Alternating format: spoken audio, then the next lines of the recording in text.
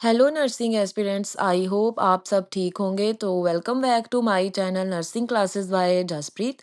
तो क्या आप भी अपना जो है वो एनक्लेक्स आरएन जो है वो बार बार फेल हो रहे हैं, उसमें आप उस चीज़ से फ्रस्ट्रेट हो चुके हैं? तो don't worry, I have a solution for you. So आज मैं आपको बताऊंगी कि ऐसे कौन से मेन 4 कारण हैं जिसकी वजह से हम जो है वो एनक्लेक्स आरएन जो है वो उसमें जो है वो फेल हो सकते हैं। तो बार-बार जो है वो ये मिस्टेक्स आप ना दोहराएँ, इससे अच्छा है कि आप इस वीडियो को ध्यान से देखें। सो हमारा जो फर्स्ट मेन रीज़न है, वो है कि हम lack of understandings of concept. इसमें क्या है कि हमें पता नहीं होता कि उस चीज़ जो है डिज़ीज़ कंडीशन है वो कैसे हो रही है, उसकी पैथोफिज़ियोलॉजी क्या है। रेदर देन उसको जानने की बजाय हम लोग क्या करते हैं, हम लोग उसकी ड्रग्स के नेम, उसके साइन एंड सिम्पटम जो है वो सब रट के चले जाते हैं, जो एंड में हमें प्रॉब्लमेटिक हो सकते हैं। सो इस चीज़ को कैसे अवॉइड करना है? To avoid this, please focus right on the understandings of the pathophysiology and concept of the disease and nursing interventions, कि वो क्यों हो रहा है और उसके लिए हमने क्या क्या जो है वो नर्सिंग इंटरवेंशंस लेनी है, रेदर देन कि उस चीज़ को रटने की बजाय।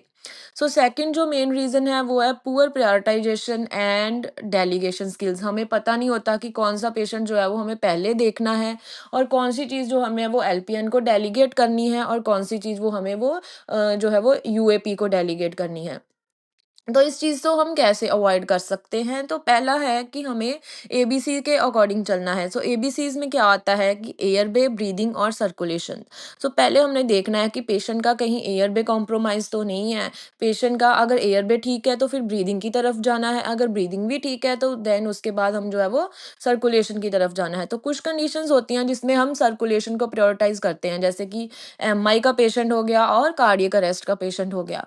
So second one is a Maslow hierarchy theory. जो मैस्लो की हायरार्की थ्योरी है उसको हमने फॉलो करना है, जिसमें कि पेशेंट की जो सब फिजिकल नीड्स हैं वो सबसे पहले फुलफिल होनी चाहिए। Then the third one is the safety and risk reduction. So patient की जो है वो हमें फॉल से बचाना है, पेशेंट को है वो सबसे इंपॉर्टेंट थिंग जो है वो पेशेंट हमारा जो है वो सेफ होना चाहिए। एनक्लेक्स आरएन में प्रायोरिटी हमने पेशेंट की सेफ्टी को तरफ देनी है। तो उसके बाद आते हैं हमारे पास स्टेबल वर्सेस अनस्टेबल पेशेंट्स। ठीक है, तो सबसे पहले हमें किस पेशेंट की तरफ जाना है जो कि अनस्टेबल है। जो स्टेबल है वो तो वेट कर सकता है, तो हमें हमेशा जो है वो अपने आंसर्स में जो है वो ऐसा पेशेंट देखना है जो कि अनस्टेबल है, जिसको हम अगर ट्रीटमेंट देंगे तो वो बच सकता है। लेकिन जो स्टेबल पेशेंट है वो वेट भी कर सकते हैं कुछ ट्रीटमेंट टाइम तक अपने ट्रीटमेंट के लिए। ठीक है, एंड उसके बाद आता है डेलीगेशन। डेलीगेशन सही तरीके से होनी चाहिए, इसके लिए आप मेरी इंस्टाग्राम वीडियो को फॉलो कर सकते हैं। उसके ऊपर मैंने जो है वो एलपीएन की क्या रिस्पॉन्सिबिलिटीज़ हैं उसके ऊपर बहुत सारी वीडियोस बनाई हुई हैं। आप उस चैनल मेरे चैनल को फॉलो कर सकते हैं, उसका लिंक मैंने नीचे दे दिया है। एंड थर्ड रीज़न इज़ कि हमें जो है वो पता ही नहीं होता कि हमारी प्रायोरिटी क्या है, हमारी फर्स्ट है, हमें बेस्ट ट्रीटमेंट्स क्या देना है, इस जगह पे मोस्ट एप्रोप्रिएट क्या हो सकता है, कौन सी इंटरवेंशन जो है वो हमें इमीडिएट रिक्वायर चाहिए, कौन से सिम्टम्स जो पेशेंट में एक्सपेक्टेड हैं और कौन से अनएक्सपेक्टेड हैं।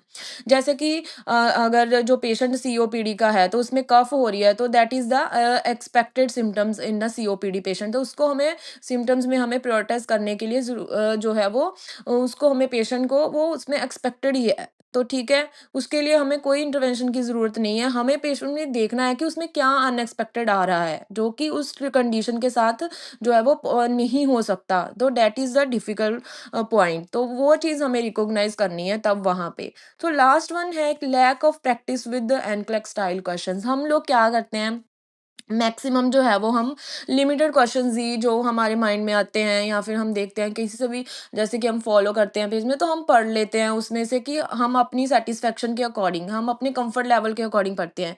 सो एनक्लेक्स आरएन में क्या है कि आपको अपने कंफर्ट लेवल के जो है वो आगे बढ़ना पड़ता है। इसमें आपको मैक्सिमम जो है वो डेली 50 to 150 क्वेश्चंस जो हैं वो आपको जो है वो करने ज़रूरी हैं, क्योंकि एनक्लेक्स आरएन में जो है वो 150 तक मैक्सिमम क्वेश्चंस जो है वो जा सकते हैं।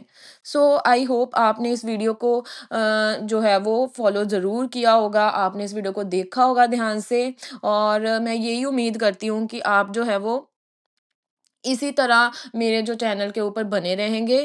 Thank you so much.